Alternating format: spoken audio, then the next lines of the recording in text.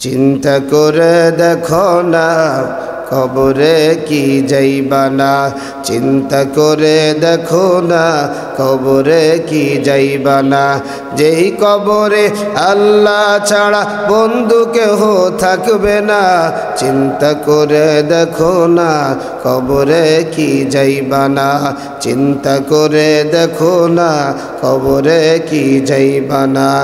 এই দুনিয়ার সবই পর, কবর তোমার আসল ঘর।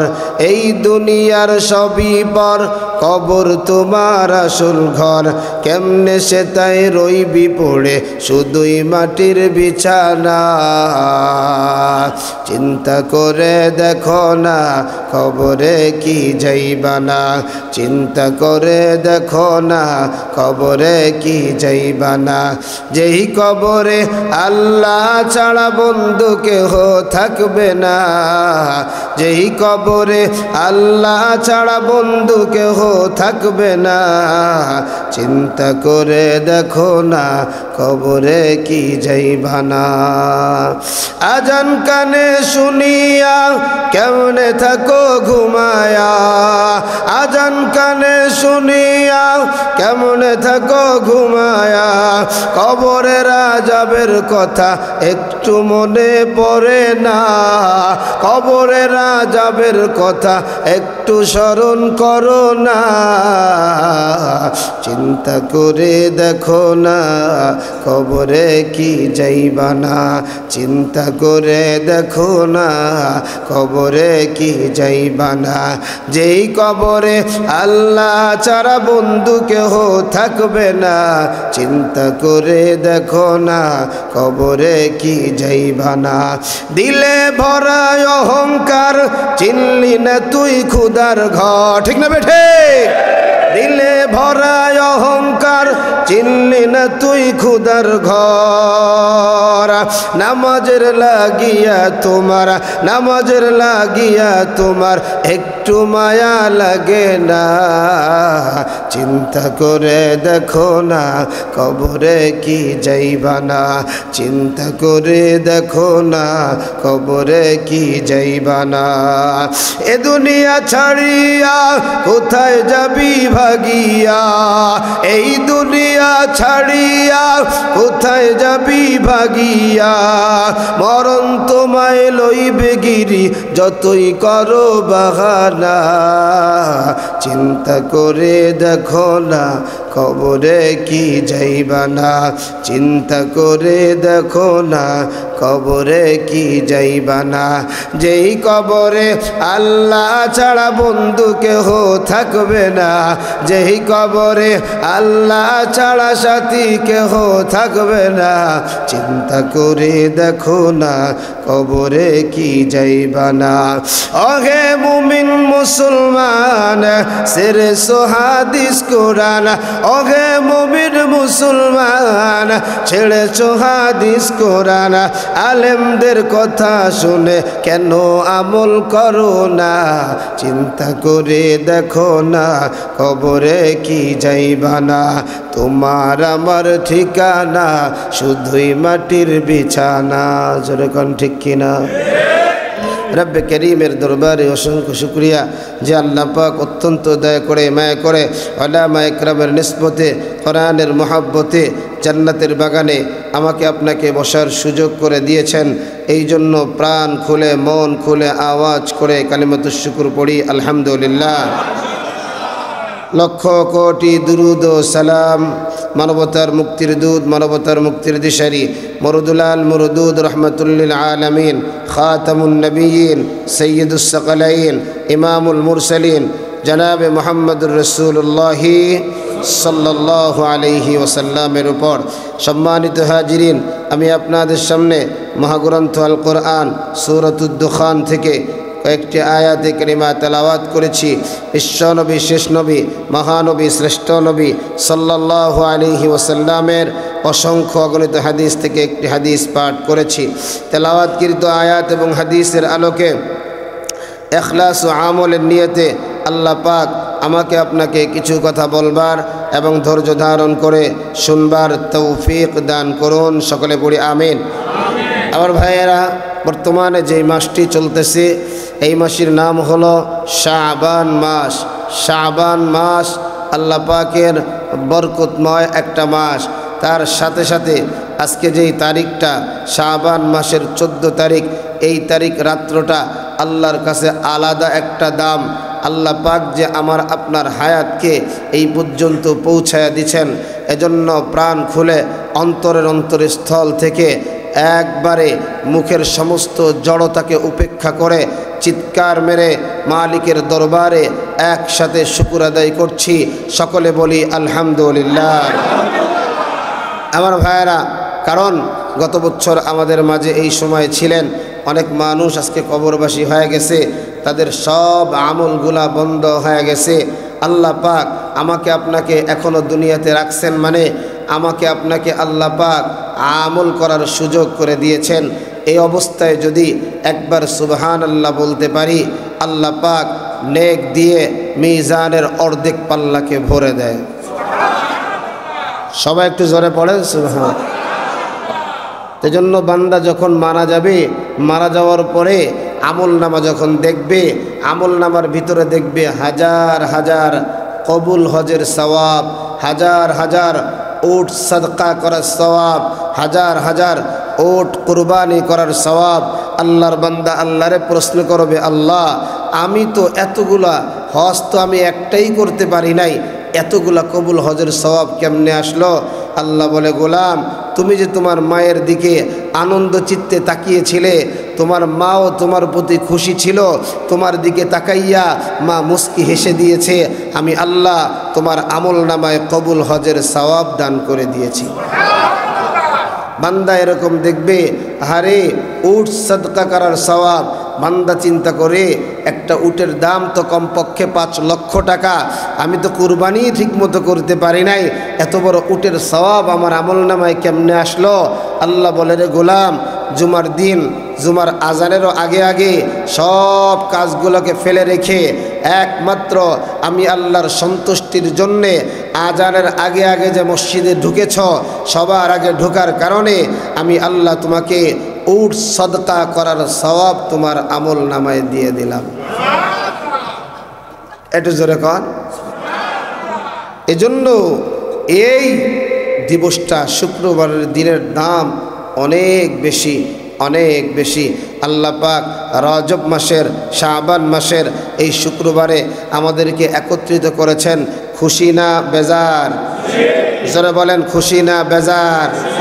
আমরা গত জুমায় আলোচনা করেছিলাম, আল্লাহর নবী জানায়া দেয় 5টা জিনিস আসার আগে 5টা জিনিসকে মূল্যায়ন করো। কয়টা জিনিস আসার আগে? আল্লাহর নবী জানাইয়া দেয়, ইগতানিম খামসান ক্বাবলা খামসিন, শাবাবাকা ক্বাবলা হারামিক, ওয়া সিহহাতাকা ক্বাবলা সাকামিক, ওয়া গিনাকা ক্বাবলা ফাকরিক, ওয়া হায়াতাকা ক্বাবলা মাউতিকা, ওয়া ফারাগাকা ক্বাবলা শুগলিকা। এই 5টার মধ্যে একটা নাম্বার আমরা আমল করেছিলাম, আলোচনা করেছিলাম। ওই জিনিসটা কি রে যুবক? যে তুমি তোমার যৌবনটাকে মূল্যায়ন করো। বার্ধক্যে আসার আগে আগে তুমি তোমার যৌবনটাকে মূল্যায়ন করো। যৌবনটাকে মূল্যায়ন কেমন করে করবা? আল্লাহ পাকের হুকুম মাইনা নবীর তরিকায় চলবা। আরে যুবক, যৌবন বয়সেই তো মানুষের গুনাহ বেশি করতে মনে চায়। চোখের গুনাহ হয়ে যায়, মুখের গুনাহ হয়ে যায়, কানের গুনাহ হয়ে যায়, হাতের গুনাহ হয়ে যায়, অন্তরের গুনাহ হয়ে যায়। ওরে আমার যুবক ভাইয়া, আল্লাহর একজন দামি গোলাম, বেঈমানেরা আল্লাহর গোলামরে আটকায়া রাখছে, একই ঘরের ভিতরে আটকাইয়া, সাথে একটা সুন্দরী মাইয়ারেও ঘরের ভিতরে ঢুকাইয়া দিছে। এরে যুবক ভাইয়া, বয়সটা যখন যৌবন বয়সে পদার্পণ করে রে, তখন তুমি দেখলেই ভালো লাগে। ও যুবক ভাইয়া, আল্লাহর হুকুম মানার যদি তোমার ক্ষমতা না থাকে, খুব দ্রুতই তুমি বিভ্রান্তি হয়ে যাইবা, পথভ্রষ্ট হয়ে যাইবা। এই জন্যই তো তাকাইয়া দেখে না, বর্তমানে বর্তমান যুব সমাজের নেশায় মত্ত হয়ে গেছে, কেউ জিনায় মত্ত হয়ে গেছে, কেউ বাবার নেশায় মত্ত হয়ে গেছে। অথচ জিনায়ের ব্যাপারে আবার আল্লাহ বলেন ওয়ালা তাকরাবুজ জিনা ইন্নাহু কানা ফাহিশা ওয়া সাআ সাবিলা।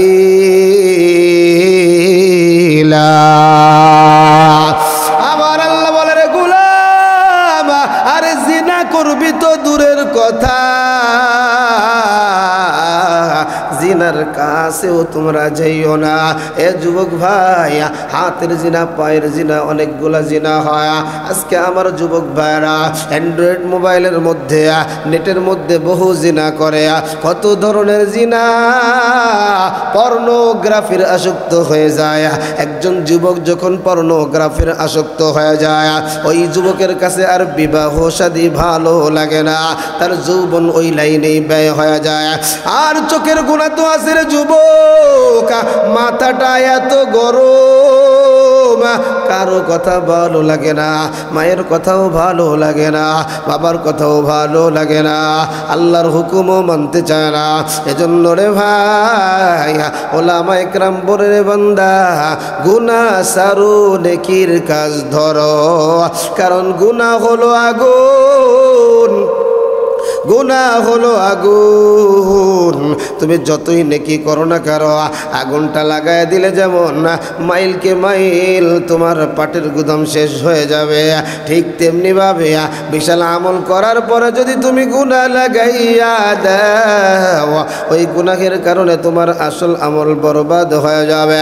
এবার যুবক নষ্ট করার জন্যে, যুবকের ইমান বেঈমান পরীক্ষা করার জন্যে ঘরের মধ্যে একটা নারী ঢুকায় দিছে। নারীটা আবার কেমন জানো রে, নারীটা আবার বড় উলঙ্গ, দেখতে বড় সুন্দর। আল্লাহর বান্দা একটা সময়ের জন্য ওই দিকে তাকায় নাই। আল্লাহর বান্দা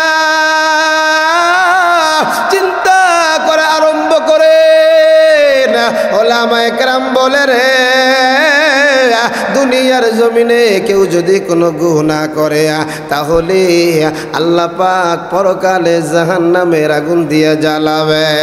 আল্লাহর বান্দা একটা মোমবাতি ধরায়, এত বড় একটা মোমবাতি ধরায়, আল্লাহর বান্দা নিজের নখটাকে 1 মিনিট এরকম হালকা মোমবাতির আগুনের ভিতরে দেয়, আবার আল্লাহর বান্দা নিজের নখটাকে টাইনা পিছনের দিকে নিয়ে যায়। আল্লাহর বান্দা নখটাকে যখন আগুনের ভিতরে ঢুকায়, 2-4 সেকেন্ড রাখার পরে আবার টান দেয়। আর মনে বোঝায় রে মন, দুনিয়ার সামান্য আগুন তুই সহ্য করতে পারিস না, ওই জাহান্নামের আগুন এর চাইতেও কোটি কোটি গুণ বেশি। ওই আগুন কেমন করে সহ্য করবি রে মন? আল্লাহর বান্দা সারাটা রাত এই অবস্থায় কাটছে, একটা বারও সুন্দরী মহিলার দিকে তাকায় নাই। সকালবেলা ইহুদির বাচ্চারা সুন্দরী মহিলাকে যখন নিয়ে যায়, নিয়ে যাওয়ার পরে বলে, ও আল্লাহর বান্দি বলো, ইমানদারের ইমান কতটুকু নষ্ট করতে পেরেছ, ইমানদারের ইমানের মধ্যে কতটুকু ক্ষতি করতে পেরেছ? আল্লাহর বান্দি ডাক দিয়ে বলে, ও বাদশা শোনো রে, এমন একজন পাগল আমার মতো সুন্দরী মহিলা যে তার সামনে আছে, সে এইটাই বুরুক্ষেপ করে নাই। আমি রাত্র তাকায় দেখলাম মোমবাতি জ্বালায়া আগুনের মধ্যে নিজের নখটা একবার ঢুকায় আবার আরেকবার বাইর করে, আমার একটু নিয়ে যাও ওই আল্লাহর গোলামের কাছে। আল্লাহর গোলাম এমন করে কেন? ডাক দিয়া বলে, রে ভাই, সারাটা রাত আমি একই ঘরে আপনার পাশে ছিলাম, আপনি আমার দিকে একটা বারও তাকাইলেন না। আমি একটু জানবার চাই, আগুনটা জ্বালায়া নখটা কেন ঢুকাইয়ে দিলেন? আল্লাহর বান্দা ডাক দিয়া বলে, রে বোন, এই দুনিয়ায় আমার আসল না, এই দুনিয়ায় আমার থাকার জায়গা নয়, এই দুনিয়ার ব্যাপারে আমার আল্লাহ বলে না মাতাউন গুরুর।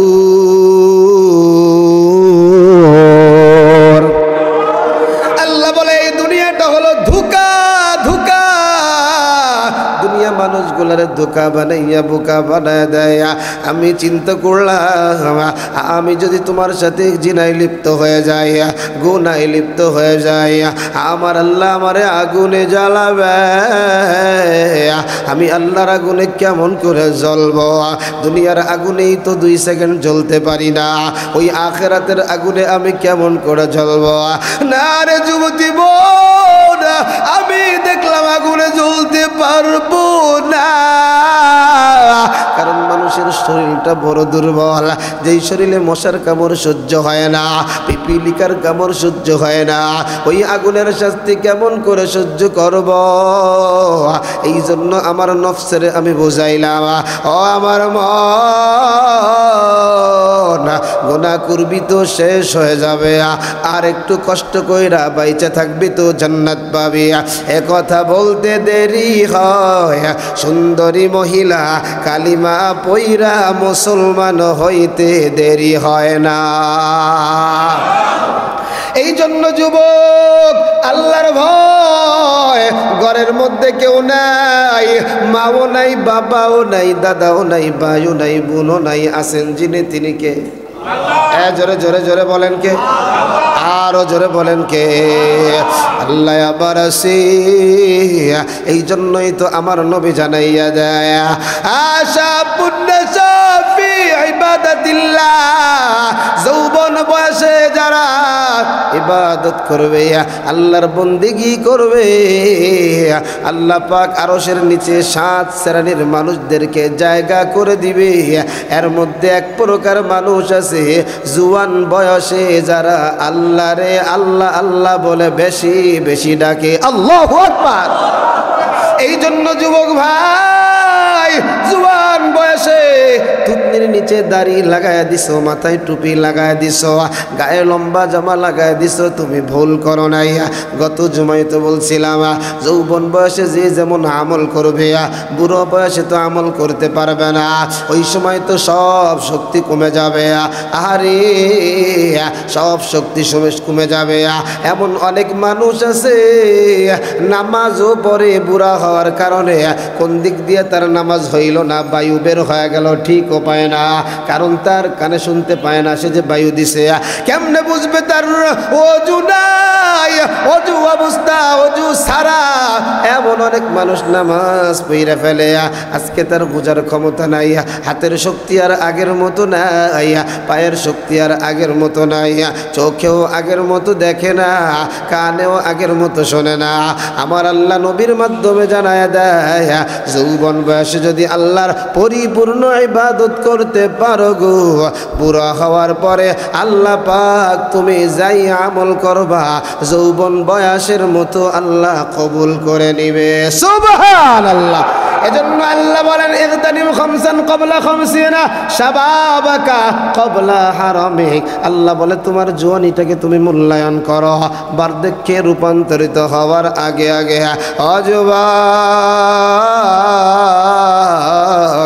জোয়ান থাকার কারণে এক রাত্রে ইচ্ছা করলে 100 রাকাত নামাজও পড়তে পারো, 200 রাকাত নামাজও পড়তে পারো, লাগাতার নফল রোজাও রাখতে পারো, মাইলকে মাইল তুমি দৌড়াইতে পারো। এই জন্য তুমি এখনো সময় আছে, মূল্যায়ন করো। আর তুমি আবার মনে করিও না আমগো মুফতি সাহেব বলছে জুয়ান বয়সে বেশি বেশি ইবাদত করা, তাহলে বোঝা গেল জুয়ানে একটু করি ইবাদত, মনে হয় বুড়ো হওয়ার আগে আমি মরব না। না না না না না, ডানে বামে তাকায়া দেখো, আহারে আমার চাইতে কত ছোট ছোট বাচ্চাগুলো দুনিয়া থেকে বিদায় হয়ে গেল। এই এলাকায় তো কতজনকে দেখলাম অমুক স্কুলের ছাত্র, অমুক স্কুলের ছাত্রী দুনিয়া থেকে বিদায় হয়ে গেছে। এ যুবক ভাই, এজন্যই তো আমার আল্লাহ বলে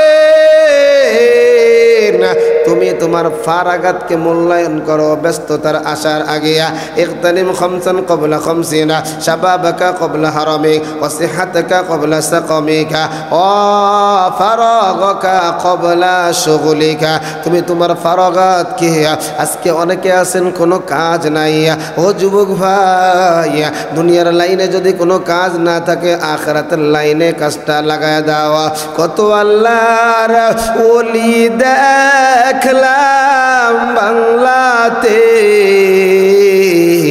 সময় পাইলে আল্লাহর ঘর মসজিদে পড়িয়া থাকে এজন্যই তো বেশি বেশি যারা আমল করে বেশি বেশি যারা জিকির করে আল্লাহর নবী জানায় দেয় তুমি এমন জিকির করো যেন মানুষ তোমারে পাগল বলে আরে মানুষ যদিও তোমারে পাগল বলে কিন্তু যে তোমারে বানাইছে সে তোমারে পাগল বলবে না সে কি বলে জানেন সে আরো মজা কইরা কয় ফাযকুরুনি আযকুরকুম ওয়াশকুরুলি ওয়ালা তাকফুরুন সে কত মজা কইরা কইরা কয় ও বান্দা তুই তোর মারে বারবার ডাকলে তোর মা কষ্ট হয় তোর মা রাগ করে আমি আল্লাহ তোর মায়ের মতো না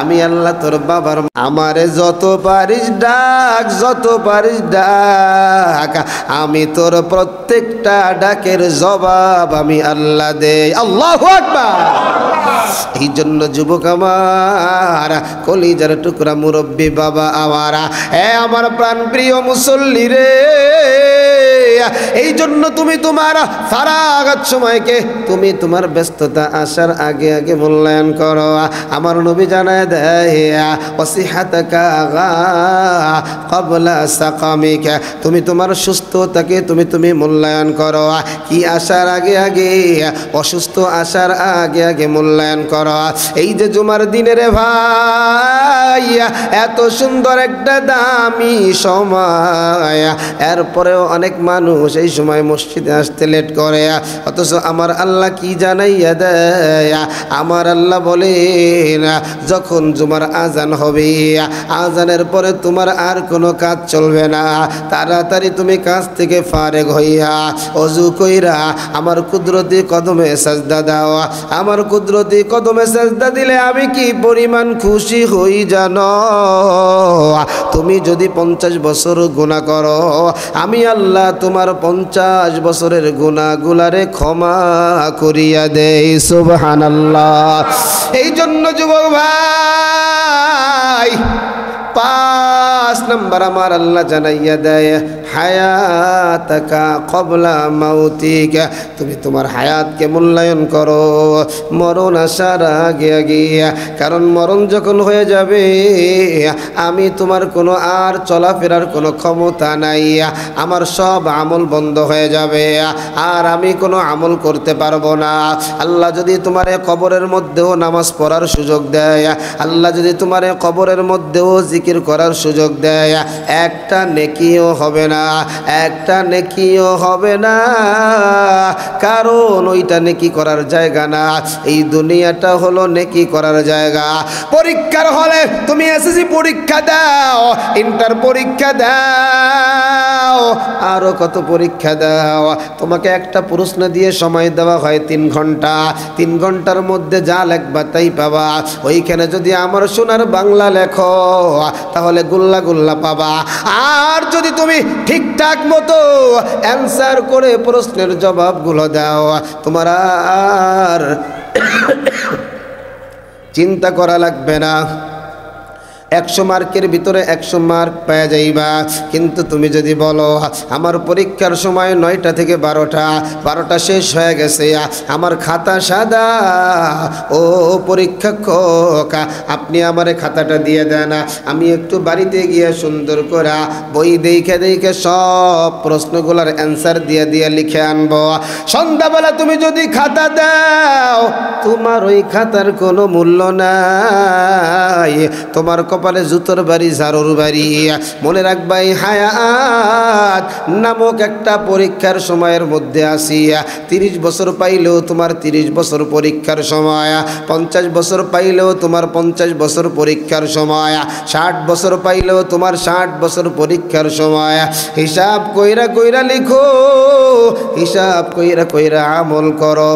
এই সময় যদি তুমি আমল না করতে পারো রে, মরার পরে ডানে বামে তাকায় দেখবা কই তোমার তো কোনো আমল নাই। মরার পরে ডানে বামে তাকাইয়া দেখবা কই তোমার তো কোনো বন্দেগি নাই।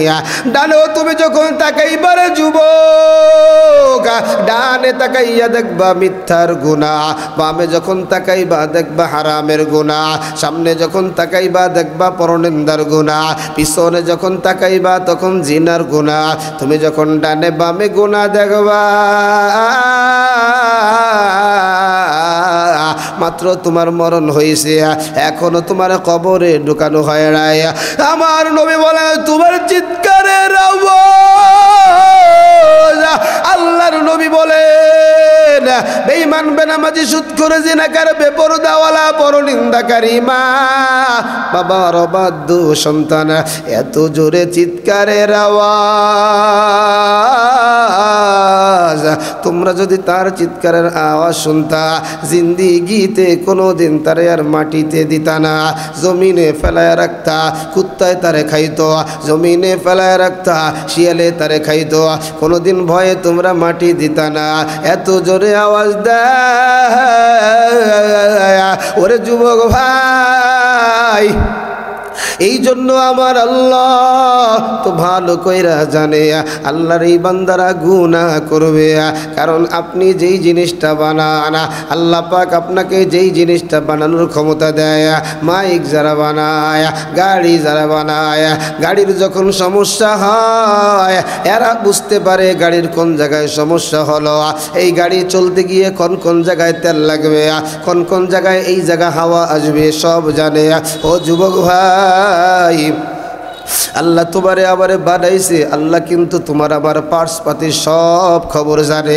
আমার হাতে কি চায়, আমার চোখে কি চায়, আমার জবানে কি চায়, আমার নাকে কি চায়, আমার কলবে কি চায়, আমার লজ্জাস্থানে কি চায়, আমার পা কি চায়, সব আমার আল্লাহ জানে রে যুবক, জানে। আমি সহ এই জায়গায় আমরা যারা আছি একটু চক্ষুটা বন্ধ করে দেখো, ডানে তাকায় দেখো ডান পাশ অন্ধকার, বামে তাকায় দেখো বাম পাশ অন্ধকার, সামনে তাকায় দেখো সামনেও অন্ধকার, পিছনে তাকায় দেখো পিছনেও অন্ধকার। আয় আল্লাহ কেমনে থাকবো ওই কবরে, মৌলা যদি মাফ না করে আমারে, কবর হইল ছোট্ট একটা মাটির ঘর, ওই কবরে থাকতে হবে জীবন ভর। ও যুবক ভাই, আল্লাহ জানে তোমার মনে এই গুনাহ চায়, তোমার হাতে এই গুনাহ চায়, তোমার জবানে এই গুনাহ চায়। এই জন্যই তো আল্লাহ দামি দামি দামি দামি কিছু রাত আল্লাহ আমার দিছে। ওরে যুবক ভাই, আমগো যেমন দুইটা ঈদ আছে, এক হলো ঈদুল ফিতর, দুই নম্বর হলো ঈদুল আযহা। আমরা দুইটা দিনে আনন্দিত করি। আমার আল্লাহর ফেরেশতাদের জন্য দুইটা ঈদ আছে, তবে আমগো ঈদ হলো দিনে, ফেরেশতাদের ঈদ হলো রাতে। আমার আল্লাহর ফেরেশতারা তো ঘুমায় না, আর আমগো তো ঘুমের প্রয়োজন হয়, আমগো ঘুমের যেহেতু প্রয়োজন, এই জন্যই তো আমার আল্লাহ শপথ করে কয় আমি আল্লাহ তোমারে ঘুমের ব্যবস্থা করে দিলাম। খালি ঘুমের ব্যবস্থা করি নাই, বান্দারে তুমি ঘুমাইবা, ঘুমাইতে দেরি হয়, তোমার শরীরের দুর্বলতা কাটতে দেরি হয় না। আরো জোরে কর না সুবহানাল্লাহ। এই জন্য যুবক ফেরেশতাদের দুইটাই, তবে আমাদের ঈদ হয় দিনে, ফেরেশতাদের ঈদ হয় রাতে। ফেরেশতাদের এক নম্বর ঈদ হলো শবে বরাত, আরবিতে যেটাকে বলা হয় লাইলাতুন নিসফি মিন শাবান। ফেরেশতাদের দুই নম্বর ঈদ হলো শবে কদর। এজন্যই তো আমার আল্লাহ বলেন হামিম ওয়াল কিতাবিল মুবিন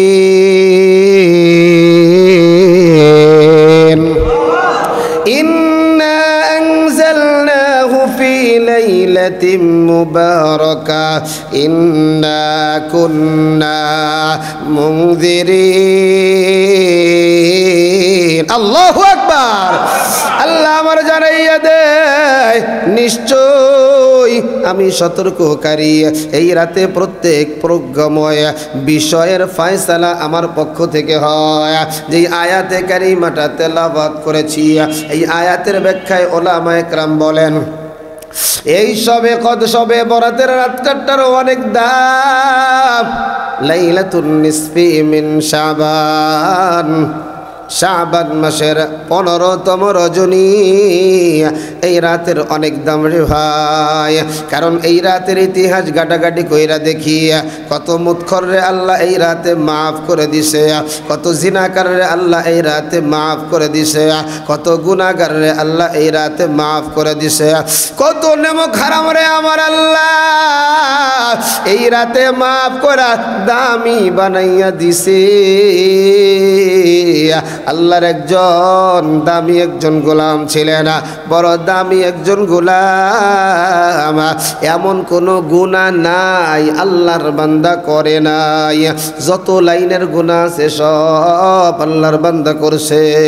আল্লাহর বান্দা মাফ কেমনে হবে, কেমনে পাবে, চিন্তার টেনশন।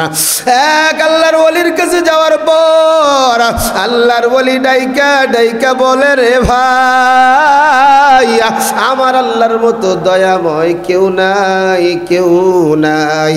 কারণ এই কথা তো আমার আল্লাহ বলছে লা তাকনাতু মির রাহমাতিল্লাহ ইন্নাল্লাহা ইয়াগফিরুয যুনুবা জামিআ।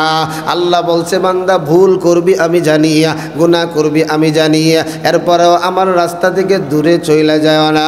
এই জন্য যুবক এ কলিজার টুকরা বুড়া বাবা কে কয়দিন বাঁচে জানি না। আজকে আমরা শাবান মাসের 14 তারিখ 2025-এ পেয়েছি, 2026-এ শাবান মাসের এই তারিখটা আমরা পাবো কিনা এইটা জানা নাই, এইটা আপনারও জানা নাই। সুতরাং যেহেতু আল্লাহ পাক বলেছেন তুমি তোমার হায়াতটাকে মূল্যায়ন করো, তুমি তোমার মরার আগে এই জন্য হায়াতকে মূল্যায়ন করবা। কারণ এই জীবনে যা করবা মরার সাথে সাথে তাই তোমার সাথে যাবে রে ভাই। মরবা যখন সব আমল বন্ধ হয়ে যাবে।